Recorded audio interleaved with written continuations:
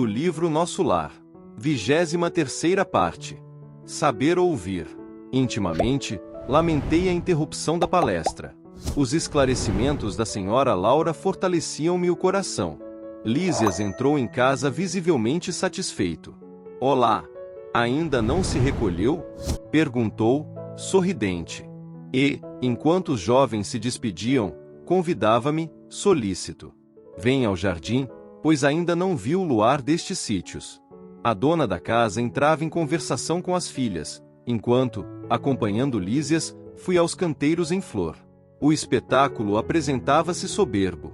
Habituado reclusão hospitalar, entre grandes árvores, ainda não conhecia o quadro maravilhoso que a noite clara apresentava, ali, nos vastos quarteirões do Ministério do Auxílio. Glicínias de prodigiosa beleza enfeitavam a paisagem. Lírios de neve, matizados de ligeiro azul ao fundo do cálice, pareciam taças de caricioso aroma. Respirei a longos haustos, sentindo que ondas de energia nova me penetravam o ser. Ao longe, as torres da governadoria mostravam belos efeitos de luz. Deslumbrado, não conseguia emitir impressões. Esforçando-me para exteriorizar a admiração que me invadia a alma, falei comovidamente. Nunca presenciei tamanha paz. Que noite! O companheiro sorriu e acentuou. Há compromisso entre todos os habitantes equilibrados da colônia no sentido de não se emitirem pensamentos contrários ao bem. Dessa maneira, o esforço da maioria se transforma numa prece quase perene. Daí nascerem as vibrações de paz que observamos. Após enlevar-me na contemplação do quadro prodigioso, como se estivesse bebendo a luz e a calma da noite, voltamos ao interior, onde Lísia se aproximou de um pequeno aparelho postado na sala, à maneira de nossos receptores radiofônicos. Aguçou-se-me a curiosidade. Que iríamos ouvir? Mensagens da Terra? Vindo ao encontro de minhas interrogações íntimas, o amigo esclareceu. Não ouviremos vozes do planeta. Nossas transmissões baseiam-se em forças vibratórias mais sutis que as da esfera da crosta. Mas não há recurso, indaguei, para recolher as emissões terrestres? Sem dúvida que temos elementos para fazê-lo em todos os ministérios. Entretanto, no ambiente doméstico, o problema de nossa atualidade é essencial.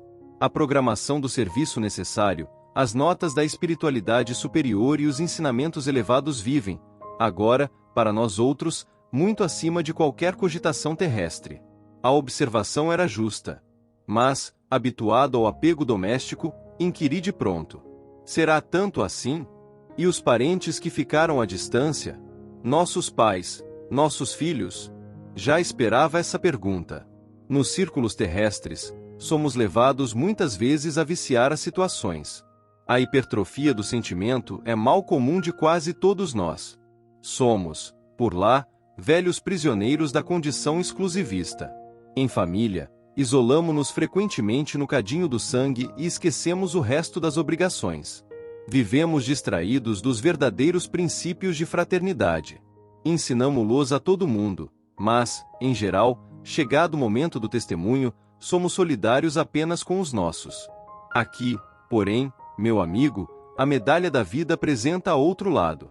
É preciso curar nossas velhas enfermidades e sanar injustiças. No início da colônia, todas as moradias, ao que sabemos, ligavam-se com os núcleos de evolução terrestre. Ninguém suportava a ausência de notícias da parentela comum.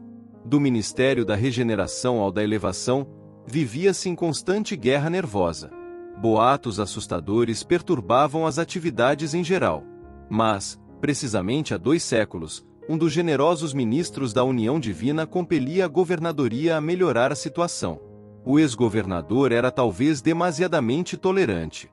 A bondade desviada provoca indisciplinas e quedas. E, de quando em quando, as notícias dos afeiçoados terrestres punham muitas famílias em polvorosa. Os desastres coletivos no mundo, quando interessassem algumas entidades em nosso lar, eram aqui verdadeiras calamidades públicas. Segundo nosso arquivo, a cidade era mais um departamento do umbral que propriamente zona de refazimento e instrução. Amparado pela união divina, o governador proibiu o intercâmbio generalizado. Houve luta. Mas o ministro generoso, que incrementou a medida, valeu-se do ensinamento de Jesus que manda os mortos enterrarem seus mortos, e a inovação se tornou vitoriosa em pouco tempo. Entretanto, objetei, seria interessante colher notícias dos nossos amados em trânsito na Terra. Não daria isso mais tranquilidade à alma? Lísias, que permanecia junto ao receptor sem ligá-lo, como interessado em me fornecer explicações mais amplas, acrescentou: observe a si mesmo a fim de ver se valeria a pena. Está preparado, por exemplo, para manter a precisa serenidade, esperando com fé e agindo com os preceitos divinos, em sabendo que um filho de seu coração está caluniado ou caluniando. Se alguém o informasse, agora, de que um dos seus irmãos consanguíneos foi hoje encarcerado como criminoso, teria bastante força para conservar-se tranquilo? Sorri, desapontado. Não devemos procurar notícias dos planos inferiores, prosseguiu, solícito, senão para levar auxílios justos. Convenhamos, porém, que a criatura alguma auxiliará com justiça, experimentando desequilíbrios do sentimento e do raciocínio. Por isso, é indispensável a preparação conveniente antes de novos contatos com os parentes terrenos. Se eles oferecessem campo adequado ao amor espiritual, o intercâmbio seria desejável. Mas esmagadora porcentagem de encarnados não alcançou ainda nem mesmo o domínio próprio e vive às tontas, nos altos e baixos das flutuações de ordem material. Precisamos, embora as dificuldades sentimentais, evitar a queda nos círculos vibratórios inferiores. Contudo, evidenciando minha teimosia caprichosa, indaguei: mas, Lísias, você, que tem um amigo encarnado, qual seu pai, não gostaria de comunicar-se com ele? Sem dúvida, respondeu bondosamente. Quando merecemos essa alegria, visitamo-lo em sua nova forma, verificando-se o mesmo quando se trata de qualquer expressão de intercâmbio entre ele e nós. Não devemos esquecer, entretanto, que somos criaturas falíveis. Necessitamos, pois, recorrer aos órgãos competentes que determinem a oportunidade ou o merecimento exigidos. Para esse fim, temos o Ministério da Comunicação. Acresce notar que, da esfera superior, é possível descer à inferior com mais facilidade. Existem, contudo, certas leis que mandam compreender devidamente os que se encontram nas zonas mais baixas. É tão importante saber falar como saber ouvir. Nosso lar vivia em perturbações porque, não sabendo ouvir, não podia auxiliar com êxito, e a colônia transformava-se frequentemente em campo de confusão. Calei-me, vencido pelo argumento ponderoso. E, enquanto me conservava em silêncio, o enfermeiro amigo abriu o controle de recepção sob meus olhos curiosos.